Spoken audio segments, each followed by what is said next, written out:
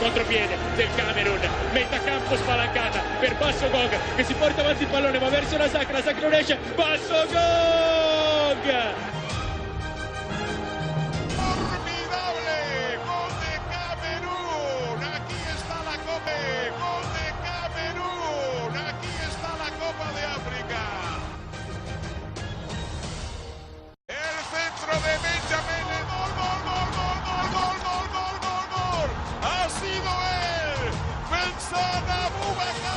Contropiede del Camerun, mette a campo spalancata per Basso Gog che si porta avanti il pallone ma verso la Sacra non esce, Basso Gog!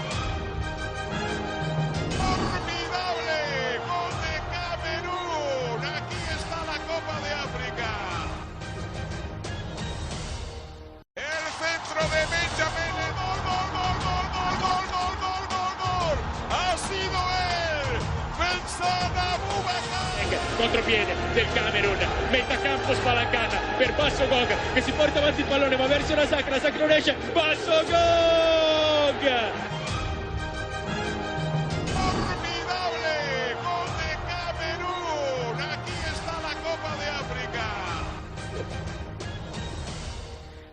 Allez, bonsoir, bienvenue à Club de Cannes, le carré d'as des demi-finale de la Coupe d'Afrique Nations est d'ores et déjà connue, à suivre de près un Sénégal contre la Tunisie, l'Algérie contre le Nigeria.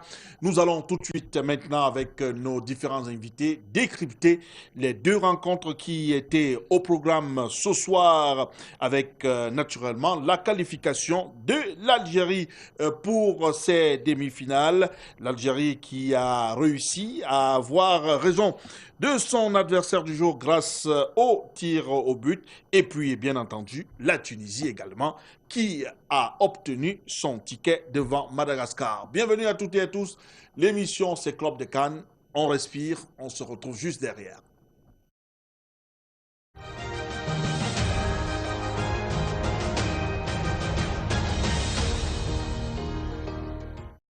Nos invités, nos spécialistes qui sont avec nous sur ce plateau.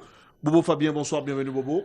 Bonsoir Bouba, bonsoir à votre riche panel, bonsoir à vos téléspectateurs qui nous regardent à travers le Cameroun, l'Afrique et le monde entier.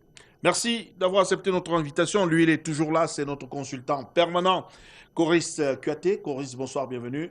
Bonsoir Bouba, je crois que le schéma de ce soir nous démontre que le football africain est évidemment dominé ces derniers temps par l'Afrique de l'Ouest et évidemment l'Afrique du Nord. La preuve, on retrouve là 2 pays de l'Afrique du Nord contre 2 pays de l'Afrique de l'Ouest. Voilà. Donc, on retrouvera 2 pays de l'Afrique du Nord, à savoir la Tunisie et l'Algérie. On avait prévu cela lors de notre dernier passage sur Club de Cannes. Eh bien, la Tunisie a obtenu son ticket de qualification face à Madagascar qui est arrivé en quart de finale. On ne l'attendait pas à ce niveau de la compétition. Et bien entendu, c'est allé jusqu'au tir au but entre l'Algérie et la Côte d'Ivoire qui pourtant a livré un gros match. On va peut-être, en attendant d'avoir les images des temps forts des différentes rencontres, on reste un peu sur l'actualité au niveau local, au niveau du Cameroun, notamment avec les entraîneurs qui étaient pourtant attendus au Cameroun, les entraîneurs de Lions Indomptables, Clarence Seedorf et bien sûr Patrick Kluivert, qui sont portés disparus, qui sont recherchés d'après la une d'un journal paru ce jour, Mutation. Alors, pour vous, il y a encore cet arrière-goût d'inachevé de la participation des Lions Indomptables à cette compétition? Bouba, avant de répondre à votre question, je m'en voudrais de ne pas dire un bonsoir à un ami qui est un fervent téléspectateur de notre émission, Monsieur Jeannot Sémé et sa charmante épouse qui nous regarde en ce moment dans les Hauts-de-Seine de 92, c'est une région parisienne, et Esmond et Sommet qui nous regardent également en ce moment, qui sont des fidèles téléspectateurs de notre émission, je l'ai dit tantôt. Pour revenir à votre question, Bouba, vous savez, ma position a toujours été celle de quelqu'un qui aime son pays. Je vous ai dit dès l'arrivée de Seedorf au Cameroun que ce monsieur n'avait pas le niveau d'entraîner les Lions Indomptables. Pas parce que j'ai un problème particulier avec lui, mais parce que j'estime que Bouba, le Cameroun a mieux à faire que d'avoir au sein de son équipe nationale des jeunes gens qui n'ont pas un passé véritable dans l'entraînement. Bouba, voyez-vous, quand vous êtes un pays, le seul en Afrique qui a battu le Brésil A, champion du monde en titre, à la Coupe des Confédérations en France en 2002, en 2003. Vous êtes un pays qui a battu l'Argentine A, avec le meilleur joueur du monde de l'époque, Diego Armando Maradona, à l'ouverture du mondial italien en 1990. Vous êtes le pays qui a gagné les Jeux Olympiques en battant le Brésil olympique en 9 contre 11, dans un match où le but en or était en vogue à l'époque. Lorsque vous avez écrit une histoire en lettres d'or aux yeux du monde entier, Bouba, vous ne pouvez pas vous permettre certaines largesses. Ça dit que je ne comprends pas mon pays. Pour dire quoi? Pour dire que ceux qui ont fait venir Seedorf au Cameroun, il faut qu'ils assument maintenant. Et quand je dis ceux, y compris ceux qui sont à la présidence de la République, parce que c'est là-bas que tout s'est décidé, Bouba. On ne peut pas s'amuser avec l'honneur d'un pays comme celui-ci. Imagine, Bouba, si le Cameroun avait organisé la CAN et que le Cameroun sortait en 8e de finale, petitement comme nous avions été en Égypte, le Cameroun serait où aujourd'hui? Il y allait avoir des incendies partout, des casses partout. Parce qu'on ne peut pas consentir autant d'efforts sur le plan financier à construire des stades. Je tiens à te rappeler, Bouba, que en termes d'infrastructures, aujourd'hui en Afrique, lorsque vous enlevez l'Afrique du Sud, c'est le Cameroun.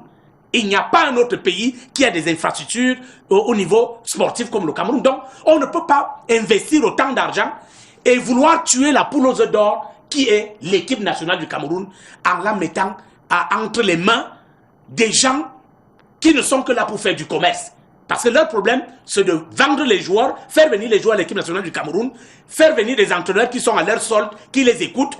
Et vous savez qu'un joueur qui était dans la tanière avant la CAN, aujourd'hui, tout le monde comprend que les gens ne sont que là pour faire le commerce. Nous voulons bâtir une équipe nationale du Cameroun digne de ce nom, une équipe nationale du Cameroun compétitive, capable de relever le défi d'abord du CHAN et ensuite de relever le défi de la CAN 2021 parce qu'on ne peut pas dépenser autant d'argent pour sortir petitement comme on a été en Égypte. Alors, la régie, si c'est prêt, les éléments, on va peut-être encore donner la parole à Coris sur cette question. Est-ce que jusqu'ici, on peut être sûr que les têtes vont tomber à la suite de la débâcle des Lions indomptables? Non, on ne peut pas être sûr, vous savez. On est sûr de rien, on est dans l'impunité. Nous sommes au Cameroun. Je vous disais ici la dernière fois que nous sommes dans un pays où parfois on a comme l'impression que le mot, ou encore l'expression tirer les leçons, le mot démissionner, parfois disparaît comme ça, a disparu de notre dictionnaire. Donc au jour d'aujourd'hui, on ne peut pas faire des affirmations pareilles. Sinon, ça devait se faire, on aime à le dire, on doit battre le fer quand il est encore chaud. On ne va pas attendre. Vous voyez qu'en Égypte, au soir même de l'élimination de l'Égypte, le président a démis tout le staff, n'est-ce pas, technique de l'équipe nationale, de leurs fonctions, et lui-même a démissionné par la suite. Ben voilà comment on doit réagir lorsqu'il y a une débat comme celle-là. Mais chez nous, vous voyez que depuis lors, personne ne dit rien, tout le monde est tranquille, les gars sont encore en train de se balader de ce côté-là, d'autres sont rentrés. Par exemple, en train de préparer quelque chose bon, pour oui, quand même essayer de dire qu'on n'est pas quand même d'accord avec ce qui s'est passé, champion en titre, puis sorti de cette façon en 8e de finale. Effectivement, il faut dire que quoi que l'on dise, c'est l'État qui est garant de tout. Si la Fédération camerounaise de football existe, c'est parce que l'État du Cameroun existe. Ça veut dire qu'à un moment donné, évidemment, on doit attendre de l'État que l'État frappe du poing sur la table pour amener les choses à l'ordre. Sinon, ça va être, on va voler de catastrophe en catastrophe et honnêtement, on se demande jusqu'où est-ce qu'on ira dans ces derniers temps-ci. Parce que, voyez-vous, il est inadmissible qu'un pays comme le nôtre, champion d'Afrique en titre, vous partez dans une compétition comme celle-là, on vous élimine en 8e de finale. Ça peut arriver. Mais le minimum à faire, c'est de rester en bloc, revenir au pays en bloc, poser les problèmes sur la table. Qu'est-ce qui n'a pas marché? Hier, qu'est-ce qui a marché au Gabon? Aujourd'hui, qu'est-ce qui n'a pas marché? Ensemble, on peut trouver une solution avant de se projeter comme Bobo était en train de le dire, déjà pour le CHAN qui arrive dans moins de 6 mois, et ensuite pour la CAN 2021. Mais lorsqu'une affaire comme ça arrive, et que certains joueurs... Il y a des bandages, chacun il va de son côté, l'entraîneur, il va... Non, le minimum à faire, c'est que l'entraîneur doit comprendre qu'il est un employé et qu'il est payé, bien évidemment, il est payé par l'argent du contribuable. C'était le deuxième entraîneur le plus payé de cette compétition, derrière Aguirre de l'Égypte. Donc au jour d'aujourd'hui, le minimum à faire, c'est de revenir, rencontrer ne serait-ce que ses employeurs, en l'occurrence l'État du Cameroun, parce que même si c'est la fédération qui l'emploie, c'est l'État qui paye. Il devait revenir, rencontrer, dire ce qui n'a pas marché, dire ce qu'il compte faire pour la suite, s'il va être encore là. Mais honnêtement, après ça, chacun a pris sa route. Et au jour d'aujourd'hui, qu'est-ce qu'on projette? Qu'est-ce qui nous attend dans les jours à venir? Et n'oubliez pas que la prochaine période FIFA, c'est en septembre. Ne croyez pas que c'est en décembre ou encore c'est l'an prochain. Septembre, c'est demain. Il devait revenir sur place et déjà voir comment pistonner de nouveaux joueurs peut-être sur des postes qui n'ont pas marché. On a quand même vu, par exemple, qu'on a eu de vrais problèmes en Égypte, notamment sur les côtés.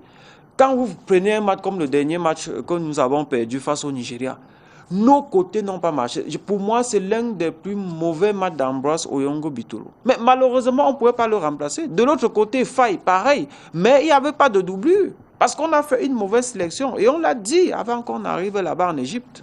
Alors, Bobo Fabien, avant de venir sur les quarts de finale, on termine sur cette question avec les pouvoirs publics qui ont déboursé pour cette Coupe d'Afrique Nation, calcul fait pas moins d'1 milliard 200 millions de francs CFA pour que cette équipe sorte en haut niveau des huitièmes de finale et les joueurs, tous les joueurs ont reçu minimalement 32 millions de francs CFA.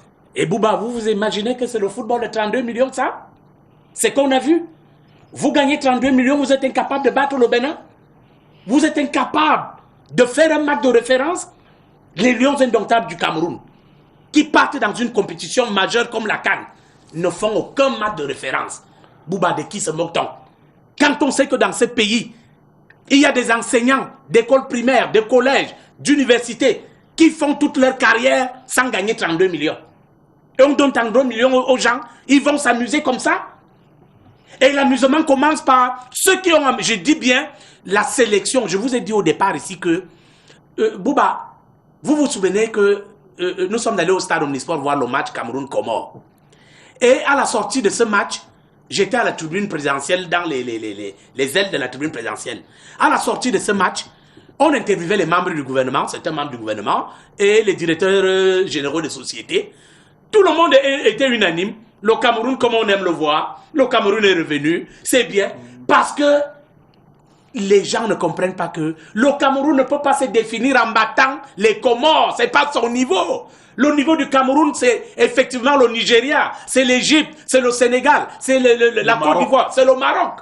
Or, vous avez vu, depuis que Sidoff est au Cameroun, à chaque fois qu'il a joué avec une équipe du top 5 ou du top 10 africain, il est passé à côté du sujet.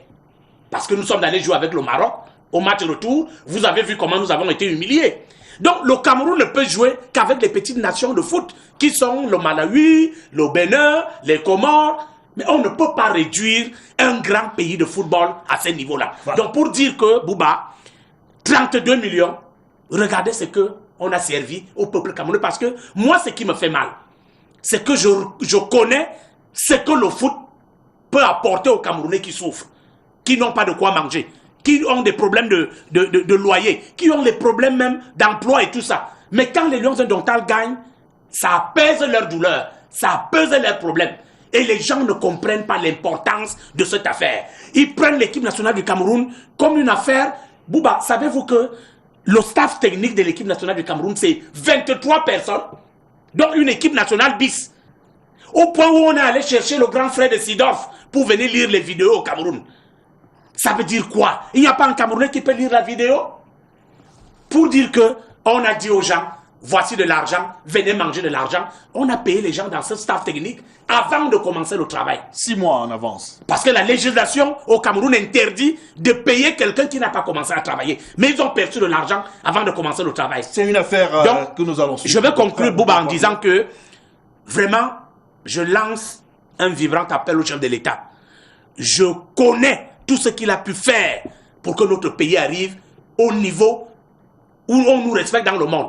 Parce qu'il a toujours investi beaucoup d'argent pour cette équipe nationale. Il a investi beaucoup d'argent pour construire les stades, les infrastructures.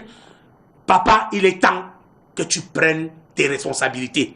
Parce que on ne peut pas continuer avec ces amuseurs qui ont pris notre équipe nationale en otage. Que ce soit au niveau de la fédération, que ce soit au niveau de l'équipe nationale, il est temps de prendre les décisions fortes parce que les lendemains arrivent. Il ne faut pas que nous soyons surpris. Il y a le CHAN qui arrive, le monde nous regarde.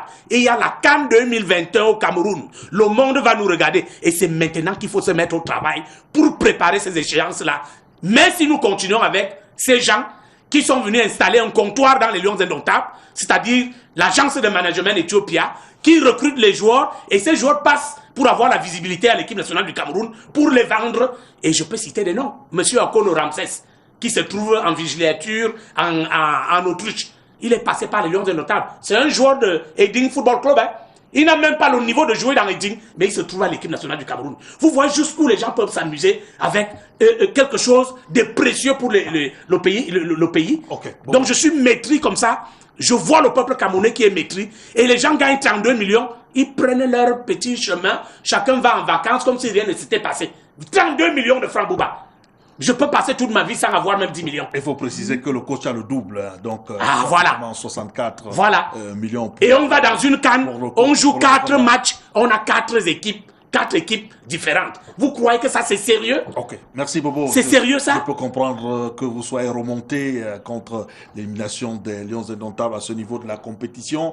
En tout cas, vous avez appelé papa. Papa vous a suivi et il a suivi certainement. Et j'ose croire que papa prendra les dispositions nécessaires pour essayer de remettre tout en ordre. Et la régie spéciale, finalement, qu'on a pu obtenir les images des quarts de finale disputés cet après-midi. Il y avait 2 quarts au total. Le premier qui s'est soldé par une victoire de l'Algérie face à la Côte d'Ivoire. C'était au tir au but, finalement. Et puis la seconde rencontre entre... Et on est allé finalement au tir au but pour départager les 2 nations. Ben effectivement, Bouba, il faut dire qu'on avait là 2 équipes aux trajectoires vraiment différentes pendant cette compétition. C'est-à-dire vous avez une équipe algérienne qui arrivait là ayant tout bouffé sur son chemin et face à une équipe ivoirienne qui a un peu poussé avant d'arriver à ce niveau-là. Et lorsque vous observez par exemple la rencontre, c'est un match qui s'est joué en 2 mi-temps. Ça veut dire en 2 mi-temps et avec une certaine curiosité parce que c'est lorsque vous dominiez le match que vous faisiez mener dans ce match. Par exemple, à la première mi-temps, c'est la Côte d'Ivoire a dominé. La Côte d'Ivoire a fait 9 tirs, 4 cadrés, 0 but. Mais en face, l'Algérie a fait 5 tirs, 1 but cadré, 1 but. Donc l'Algérie a fait du 100% en réussite. Et par la suite, à la seconde manche, c'était la même chose. Tout s'est inversé. C'est l'Algérie qui a pris le jeu à son compte. Mais curieusement, c'est la Côte d'Ivoire ensuite qui a marqué. Mais il faut aussi rappeler qu'il y a quand même eu cette occasion de tuer le match. Ce pénalty malheureusement manqué. Par Bounedjah, qui est pourtant un sérieux buteur, qui a manqué. Et aussitôt, sur une remontée, la Côte d'Ivoire par Kodia a égalisé. Ensuite, c'était compliqué. À un moment donné, on a eu comme l'impression que l'équipe algérienne attendait ces prolongations ou encore les tirs au but. Parce qu'à un moment donné, les Algériens ne montaient plus. Ils ont commencé à gérer le match et attendre les tirs au but. Ensuite, les tirs au but leur ont donné raison. Alors, vous pensez à l'issue de cette rencontre, c'est le meilleur qui a eu raison, l'Algérie, face à la Côte d'Ivoire? C'est évident. Si on analyse le match, on verra très bien que l'Algérie est une équipe qui produit du football, qui est compacte à partir de ses lignes, que ce soit la ligne défensive, le milieu de terrain et son attaque. Et je crois que